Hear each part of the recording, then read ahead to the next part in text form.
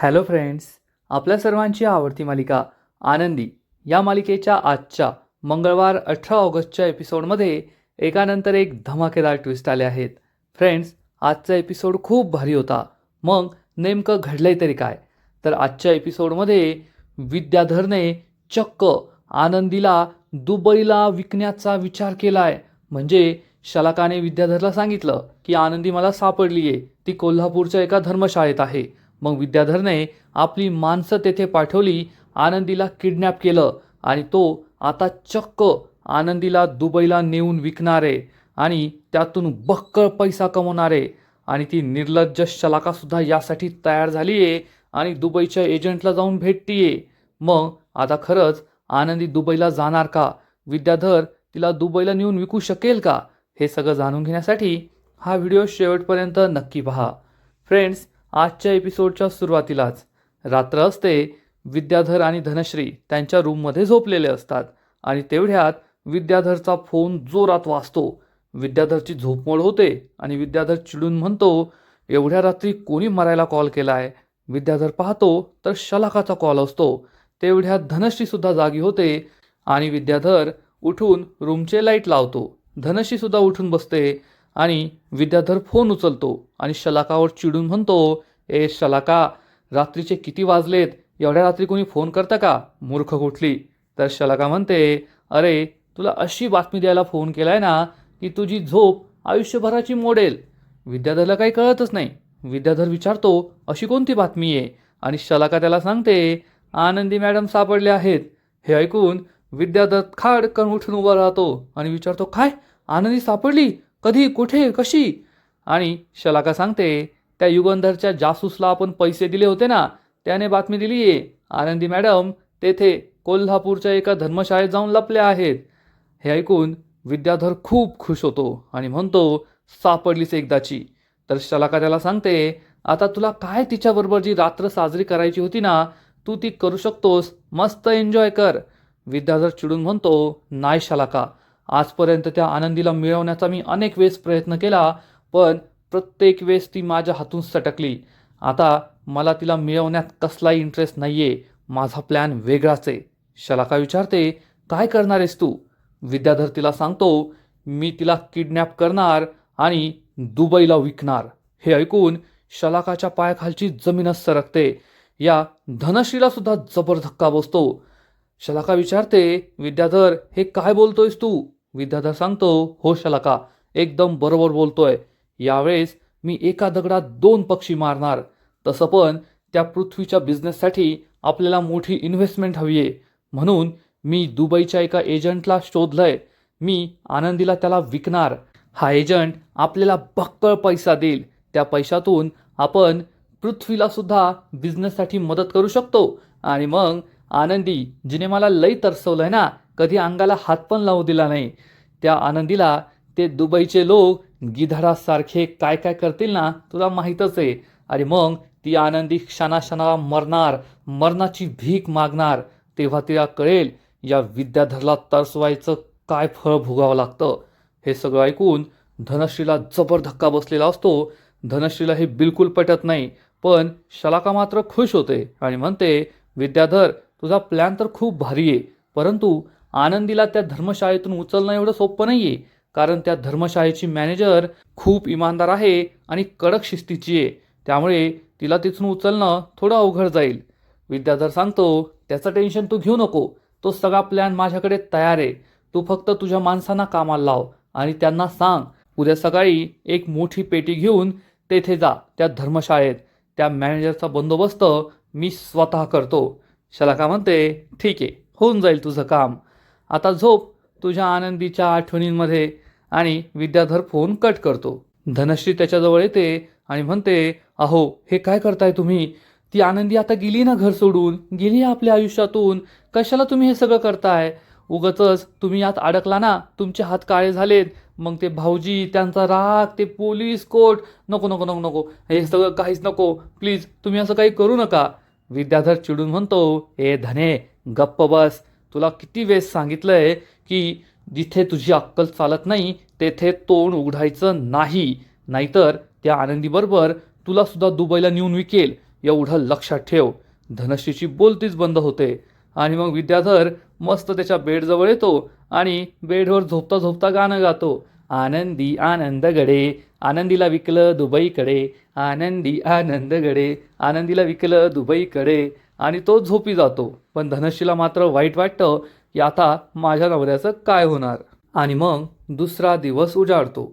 दुसऱ्या दिवशी सकाळी आनंदी ही या धर्मशाळेत तिच्या रूममध्ये बसलेली असते आणि तेवढ्यात चक्क तेथे एक भला मोठा टेम्पो धर्मशाळेच्या बाहेर येऊन उभा राहतो. आणि या टेम्पोमधून 2 माणसं खाली उतरतात आणि या टेम्पोत विद्याधरने सांगितल्याप्रमाणे हा मोठा बॉक्ससुद्धा असतो.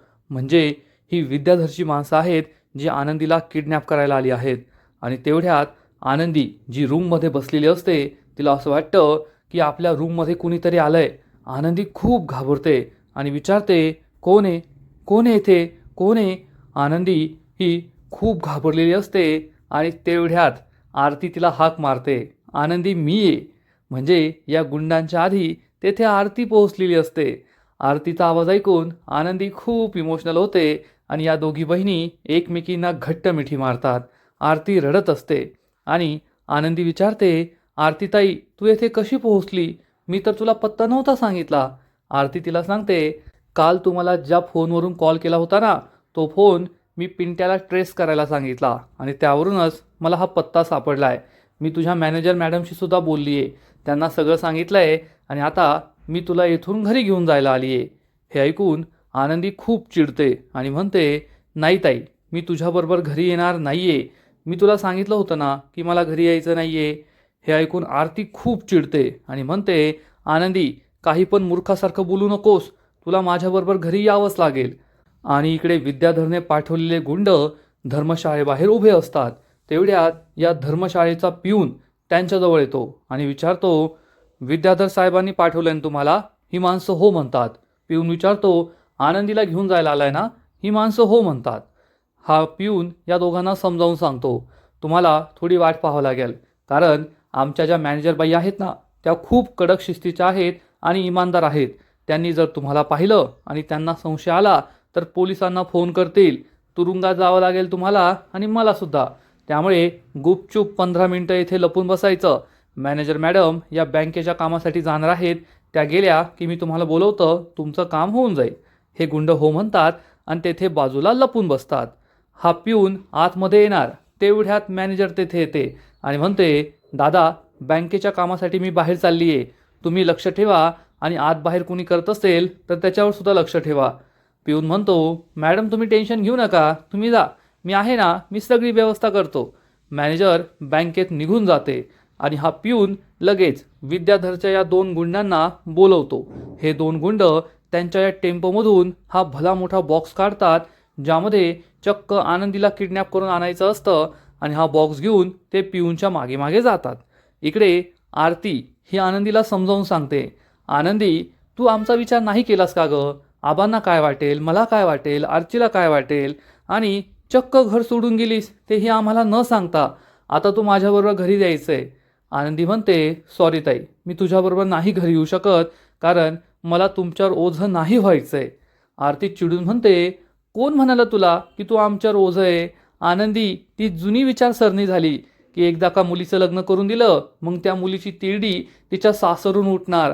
आताचा काळ बदललाय आणि आनंदी तू आमच्यावर ओझं नाही आहे, तर तू आमची हिंमत आहेस, आमचा जीव आहेस आणि आम्ही तुझ्याशिवाय नाही राहू शकत, नाही जगू शकत. तू आहे ना आत्ताच्या आत्ता माझ्याबरोबर यायचं आहे. 1 नंबरची वेडी आहेस तू, वेडी. आनंदी मूड हलका करते आणि विचारते, ताई तू मला वेडी म्हणालीस का. आरती म्हणते, हो तुलाच वेडी म्हणाले, कारण तू वेडी आहे. आणि हे तर काहीच नाही आहे, तू माझ्याबरोबर घरी आली ना तुला आर्चीचे 4 शब्दसुद्धा ऐकून घ्यावे लागतील. आनंदी म्हणते, वा रे वा, आता आर्चीचं सुद्धा ऐकून घ्यायचं का. आरती म्हणते, हो, कारण तू चूक केली ना मग तुला ऐकून घ्यावंच लागेल. आणि मग आनंदी विचारते, आबासुद्धा मला ओरडतील का. आरती सांगते, आबा ओरडणार नाही, तू एकदा त्यांच्याजवळ गेली ना की तुला प्रेमाने जवळ घेतील, मग तुझी काळजी करतील, तुझी विचारपूस करतील, बरी आहेस का. तू हो म्हटल्यावर मग तुझ्यावर रुसून बसतील. हे ऐकून आनंदी स्माईल करते आरती तिला सांगते, तुझ्या चेहऱ्यावरची ही गोड स्माईल पाहण्यासाठी तर मी इतक्या दूर आले आहे. आणि या दोघी बहिणी एकमेकींना घट्ट मिठी मारतात.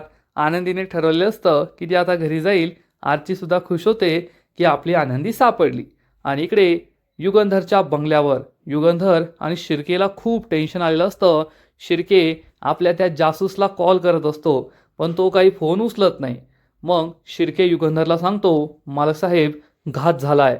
आपला तो जासूस फोन उचलत नाहीये. त्याला आपण एवढे पैसे दिले, पण तो काही कामच करत नाहीये. युगंधर म्हणतो, अहो शिर्के, मग आपल्या एखाद्या माणसाला त्याच्या ऑफिसवर पाठवा, तेथे चौकशी करा. शिर्के सांगतो, झालं मालक साहेब, ते सुद्धा करून झालं. त्याच्या ऑफिसबाहेर एवढं मोठं ताळ लागलंय. हे ऐकून युगंधरला शंका येते आणि युगंधर म्हणतो, शिर्के, इतके पैसे दिल्यानंतर माझं काम न करणारा माणूस अख्ख्या कोल्हापुरात नाहीये. याचा अर्थ काहीतरी बैमानी झालीये, त्याने आपल्याशी बैमानी केलीये. शिर्के विचारतो, बैमानी? युगंधर सांगतो, हो, मी त्याला एवढे पैसे दिले होते आनंदीला शोधण्यासाठी, आणि आता दुसऱ्याच कुणीतरी त्याला माझ्यापेक्षा डबल टिबल पैसे दिले आहेत आनंदीची खबर माझ्यापर्यंत न पोहोचण्यासाठी. शिर्के, आता पाणी डोक्यावरून चाललंय. आता मलाच मैदानात उतरावं लागेल आणि आनंदीला शोधावं लागेल. शिर्के विचारतो, पण मालक साहेब तुम्ही? युगंधर सांगतो, आनंदीच्या जीवाशी मी खेळ नाही सहन करू शकत. मला स्वतःलाच आनंदीला शोधायला जावंच लागेल. शिर्के, तुम्ही इकडची व्यवस्था बघा, मी कोल्हापुरात जातो आणि आनंदीला शोधतो. असं म्हणून युगंधर कोल्हापूरला निघणार. इतक्यात बापू धावत पळत येतात आणि सांगतात, युगंधर, एक आनंदाची बातमी आहे. युगंधर विचारतो, काय? बापू सांगतात, आरतीला आनंदी सापडली आहे. हे ऐकून युगंधर आणि शिर्के खूप खुश होतात की आनंदी सापडली आहे. बापू सांगतात, अरे कोल्हापूरची कोणती तरी धर्मशाळा आहे, संजीवनी धर्मशाळा, तेथे आनंदी होती. हे ऐकून युगंधरला आश्चर्यच वाटतं, कारण कालच तो या धर्मशाळेत गेला होता. बापू सांगतात, देवाचे खूप खूप आभार, आनंदी सापडली आहे. आरती तर आतापर्यंत तेथे पोहोचली सुद्धा असेल आणि थोड्या वेळाने तिला घरी घेऊन येईल. युगंधर म्हणतो, पण बापू, काल मी स्वतः त्या संजीवनी धर्मशाळेत गेलो होतो जेव्हा तुमचा मला कॉल आला होता, पण तेथे तर मला आनंदी दिसली नाही. बापू म्हणतात, असं कसं झालं? युगंधर म्हणतो, जाऊ द्या, जे काही झालं योग्य झालं. आरतीला आनंदी सापडली आहे ना, आता काही घाबरायची गरज नाहीये. बापू, तुम्ही थांबा, मी कोल्हापूरला जातो आणि आनंदीला घेऊन येतो. काही गोष्टी समोरासमोर बोलायच्या आहेत. असं म्हणून युगंधर घराबाहेर पडणार. तेवढ्यात मिताली तेथे येते आणि म्हणते, बाबा, मला तुमच्याशी महत्त्वाचं बोलायचं आहे. मितालीला पाहून युगंधर तोंड फिरवून घेतो आणि मिताली म्हणते, बाबा, आज नागपंचमी आहे आणि तुम्हाला आठवतंय ना की प्रत्येक नागपंचमीला आई स्वतःच्या हाताने महादेवाची पिंड बनवायची आणि पूजा करायची. मला सुद्धा आईची ही प्रथा अशीच पुढे चालवायची आहे. समिधाची ही प्रथा ऐकून, समिधाबद्दल ऐकून युगंधर इमोशनल होतो. बापूही इमोशनल होतात. मिताली म्हणते, बाबा, मी खूप प्रयत्न केला, परंतु मला जमतच नाहीये. तुम्ही मला मदत कराल का? युगंधर काहीच बोलत नाही आणि मिताली त्याला सांगते, बाबा, मला माहिती आहे, पृथ्वीदादा, प्रांजल यांनी तुमच्याकडून अपेक्षा ठेवणं बंद केलंय. आता तुम्ही एक चांगले बाबा होऊ शकतात असं त्यांना वाटतच नाही, पण मी तुमच्याकडून अपेक्षा ठेवणं नाही बंद केलंय. मला माहिती आहे, माझे बाबा हे माझे आहेत आणि माझ्यासाठी काहीही करू शकतात. बाबा, प्लीज, तुम्ही मला मदत कराल का? तुम्ही माझ्याबरोबर नागपंचमीची ही पूजा कराल का? बोला ना बाबा, बोला ना. युगंधर कसला तरी विचार करतो, कारण त्याला तर आनंदीला घ्यायला कोल्हापूरला जायचंय. पण तेवढ्यात बापू म्हणतात, अगं मिताली, युगंधरला महत्त्वाचं काम आहे, त्याला नाही जमणार. तेवढ्यात युगंधर म्हणतो, बापू, ठीक आहे. आणि युगंधर मितालीला सांगतो, ठीक आहे मिताली, तू बाकीची तयारी कर, मला थोडं काम आहे, मी तेवढं करतो आणि मग येतो तुझ्याकडे. मिताली खूप खुश होते आणि विचारते, बाबा, खरंच तुम्ही मला मदत करणार ना? मी सगळी तयारी करते. असं म्हणून मिताली आनंदाने आपल्या रूममध्ये निघून जाते. मिताली गेल्यानंतर शिर्केजवळ युगंधर येतो आणि सांगतो, शिर्के, तुम्ही स्वतः कोल्हापूरला जा आणि आनंदीला घेऊन या आणि तिला फॅक्टरीमध्ये घेऊन जा. तोपर्यंत मी एवढं घरचं काम उरकून येतो. शिर्के तेथून निघून जातो.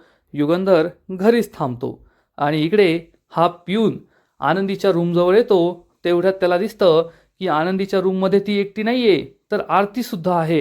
हे पाहून पिऊनला मोठा धक्काच बसतो. पिऊन या दोन गुंडांना गुपचूप पुढे यायला सांगतो. हे दोन गुंड पुढे जाऊन थांबतात आणि पिऊन त्यांना सांगतो, अरे बाबा, त्या रूममध्ये दुसरी पोरगी सुद्धा आहे. गुंड म्हणतात, ही दुसरी पोरगी कोण आहे? आमच्या प्लॅनमध्ये हे नव्हतं. पिऊन सांगतो, आता गडबड झाली आहे. ही पोरगी जर गेली नाही तर आनंदीला कसं उचलायचं, काय करायचं? आणि हा पिऊन पुन्हा एकदा दरवाजाजवळ येऊन उभा राहतो. या दोघींचं बोलणं ऐकतो. आनंदीला आरती सांगते, आनंदी हे पहा, मी तुझ्यासाठी साडी आणली आहे, जाऊन साडी चेंज कर, आपण लगेच निघूया. आनंदी हो म्हणते. पिऊन हे सगळं ऐकतो. पिऊन पुन्हा एकदा या गुंडांजवळ येतो. तेवढ्यात त्याला विद्याधरचा कॉल येतो. विद्याधर चिडून विचारतो, ए नालायका, तुला कशासाठी एवढे पैसे दिले रे? माझ्या गुंडांना मदत करण्यासाठी ना, त्या आनंदीला उचलायला. काय झालं? काही झालं का नाही आत्तापर्यंत? मदत केली की नाही? आनंदीला उचललं की नाही? पिऊन सांगतो, अहो साहेब, खूप मोठा प्रॉब्लेम झाला आहे. येथे ती आनंदी एकटी नाही आहे. तिच्याबरोबर कोणती तरी आरती नावाची मुलगी आहे आणि ती तिला आपल्याबरोबर घेऊन चालली आहे. हे ऐकून विद्याधरच्या पायाखालची जमीनच सरकते. विद्याधर विचारतो, अरे ती आरती तेथे कशी काय कलमडली? जाऊ दे, टेन्शन घेऊ नको. काहीतरी बहाणा करून 2-4 मिनिटांसाठी त्या आरतीला आनंदीपासून दूर घेऊन जा.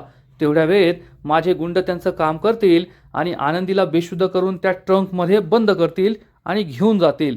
एवढं तरी जमेल ना? तर हा माणूस म्हणतो, हो साहेब, तुम्ही काळजी करू नका, तुमचं एवढं काम मी नक्की करेल. विद्याधर फोन कट करतो आणि शलाका त्याला विचारते, काय विद्याधर, काही प्रॉब्लेम झालाय का? विद्याधर सांगतो, काही प्रॉब्लेम झालेला नाहीये, सगळं आपल्या मनासारखं होईल. तू चल माझ्याबरोबर, आपल्याला त्या दुबईच्या एजंटला जाऊन भेटायचं आहे. एकदा का आपण त्याला आनंदीला सोपवलं, मग आपला भला मोठा चेक तो आपल्याला देऊन टाकेल आणि मग आपण दोघे मालामाल. शलाका म्हणते, चल चल, मी तयारच आहे. विद्याधर म्हणतो, आनंदी एकदा त्याच्या हातात पडली की मग आपल्याला एवढा मोठा चेक मिळेल ना, की आयुष्यभर दुसरं काही करायची गरजच राहणार नाही. पण तेवढ्यात विद्याधरला पृथ्वीचा कॉल येतो. विद्याधर शलाकाला म्हणतो, हा पृथ्वी आता कशाला करमरायला कॉल करतोय? शलाका म्हणते, तू उचल फोन आणि स्पीकरवर ठेव. विद्याधर फोन उचलतो, स्पीकरवर ठेवतो आणि विचारतो, बोल ना पृथ्वी बाळा, कशासाठी फोन केलाय? तर पृथ्वी म्हणतो, तू शलाका मावशीच्या ऑफिसमध्येच आहे ना, मला तेथे यायचंय. शलाका आणि विद्याधरला धक्काच बसतो. विद्याधर म्हणतो, हो आम्ही दोघे येथेच आहोत, पण तुला काय महत्त्वाचं काम आहे? पृथ्वी सांगतो, अरे ते पार्टनरशिपबद्दल बोलायचं आहे मला तुमच्या दोघांशी, मी येतोय आत्ताच्या आत्ता. तर विद्याधर म्हणतो, अरे पृथ्वी, आता कशाला रे, उद्या भेटूया ना, आता आम्हाला दोघांना एक महत्त्वाची मीटिंग आहे, आम्ही त्यासाठी चाललोय. पृथ्वी म्हणतो, नाही नाही नाही, मला आजच भेटायचं आहे आणि आजच बोलायचं आहे, थोडा वेळ लागेल फक्त, मी येतोय तिकडे. असं म्हणून पृथ्वी फोन कट करतो. विद्याधरचा नाईलाज होतो. विद्याधर शलाकाला सांगतो, शलाका, आता हा पृथ्वी काय ऐकायचा नाही, मी येथे थांबतो, मी त्याला मॅनेज करतो. तू जा तिकडे, त्या एजंटशी बोल आणि तुझ्या माणसांना सांग की आनंदीला तेथेच घेऊन या. एकदा का आनंदी त्यांना सोपवली, मग आपल्याला बाकीच्या गोष्टी करता येतील. शलाका म्हणते, विद्याधर तू टेन्शन घेऊ नको, मी सगळं करेल. हे दोघे भलतेच खुश होतात. आनंदीला दुबईला विकायचं आणि बक्कळ पैसा मिळवायचा असा या दोघांचा प्लॅन असतो आणि शलाका तेथून निघून जाते. विद्याधर विचार करतो की आता आनंदीला कुणीही वाचू शकणार नाही, एकाच दगडात मला 2 पक्षी मारता येतील असा विचार करून विद्याधर खूप खुश होतो. आणि इकडे हा पिऊन आनंदी आणि आरतीच्या रूममध्ये येतो आणि विचारतो, मॅडम तुम्ही कोण आहे? आरती सांगते, मी आनंदीची बहीण आहे आणि तिला घेऊन जायला आली आहे.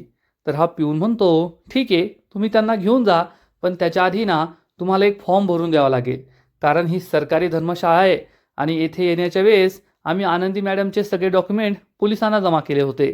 आता तुम्ही त्यांना घेऊन जाताय तर तुम्हाला रिलीज फॉर्म भरावा लागेल, नाहीतर आमच्या मॅनेजर मॅडमला कळलं ना तर त्या मला नोकरीवरून काढून टाकतील. फक्त 2-4 मिनटं लागतील, तुम्ही चला माझ्याबरोबर. आरती ही आनंदीला म्हणते, आनंदी तू चेंज करून घे, तोपर्यंत मी आलेच. हा पिऊन आरतीला मॅनेजरच्या रूममध्ये घेऊन जातो आणि तोपर्यंत विद्याधरचे हे गुंड चक्क आनंदीच्या रूममध्ये येतात. आनंदी ही बाथरूममध्ये जाणार असते, तेवढ्यात तिला चाहूल लागते की आपल्या रूममध्ये कुणीतरी आलंय.